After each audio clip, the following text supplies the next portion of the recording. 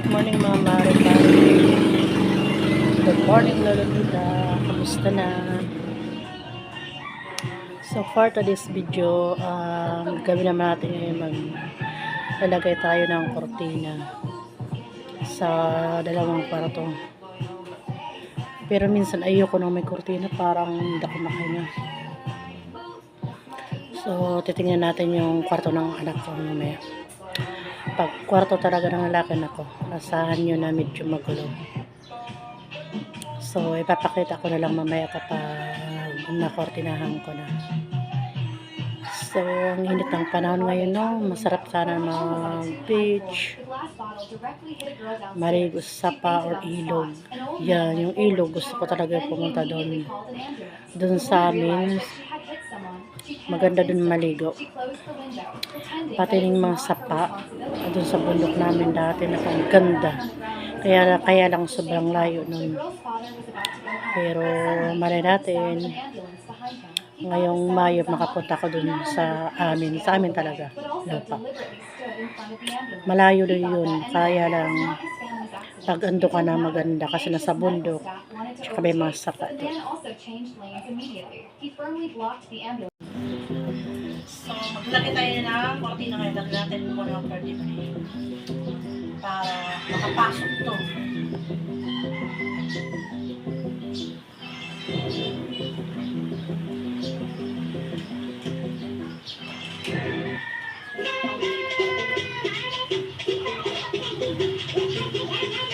Maglagay tayo ng kortina. Hey!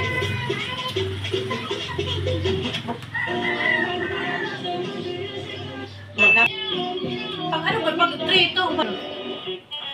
Palit tayo ng kortina. Another day. Another picture. At wala pang sound. Go lang. Gaano ka protected? What? Gaano ka protected? Yung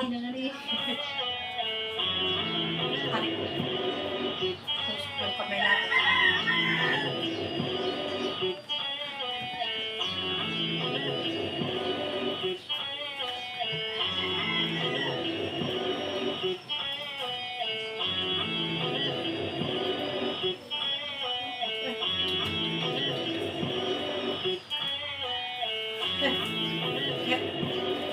Balik. Nano? Welcome to my house. Another day, another container. At walang, kahit hindi pa pista, maglagay na tayo ng container. Malapit na dito yung ano. Malapit na tayo dito sa Basan. Pumunta lang kayo dito, kaya lang muna kami handa. Sino yung bisita? Siya magdadala ng You take the money. If you're right, I take the money. So, how many fingers am I holding up? 2. Thanks. I'm right now. How many fingers am I holding up? 2. No, it's 3. Kasama. I'll bet you 10 dollars. If I'm right, you take.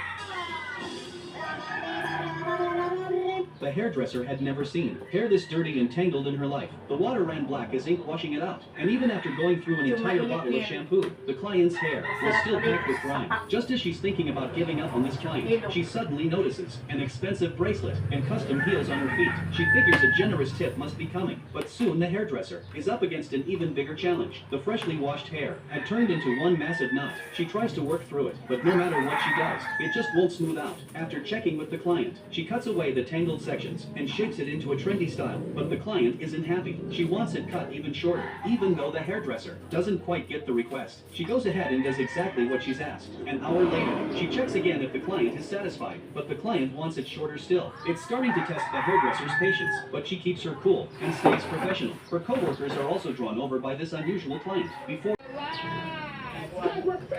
Ito yung sinasabi kong dalawang kwarto. Dilim, di ba? So, punta tayo sa kwarto ng aking friendship. Charing. Ito yung kwarto ng anak kong lalaki. Yan, diba? Asahan nyo na mga mare pag kwarto ng lalaki. Naku, medyo magulo talaga yan. Ayan, parang boarding house lang itong kwarto namin. Kasi marami tayong anak. Pag bakasyon, mapupuno naman itong bahay nito.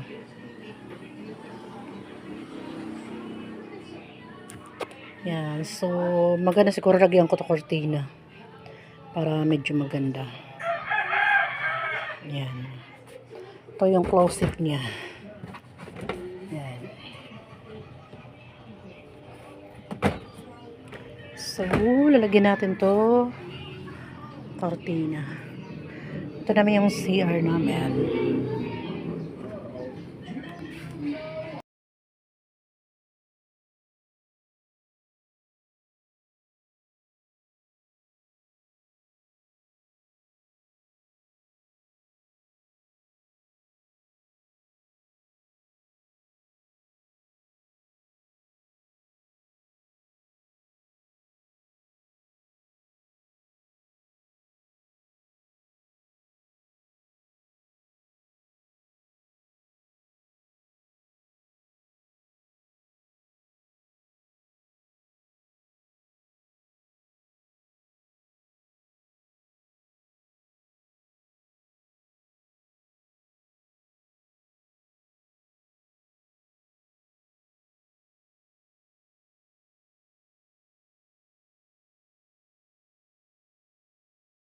Hello.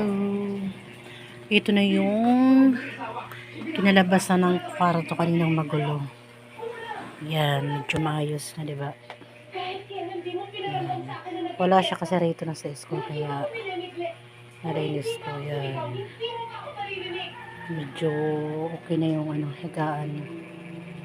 Yan, diba? Iba talaga pag may nanay, may tagaligpit, may tagalinis. Siyempre, iba talaga kapag lalaki. Yan. Ito yung tulugan niya. Ito yung lagayan niya. Ito yung laptop niya. Yan, charger, mga gamit niya.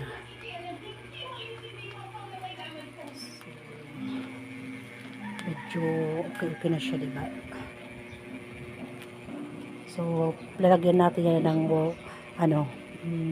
pipinturahan ko rin yan. Makabili na tayo ng pintura. So, malinis na. Para pag gawin nyo nun mamaya, tiyara, malinis na. Nakaligpit ng mother niya. Bye! At salamat pala sa mga followers ko and viewers. Yung mga medyo nainis dyan. Okay, thank you pa rin.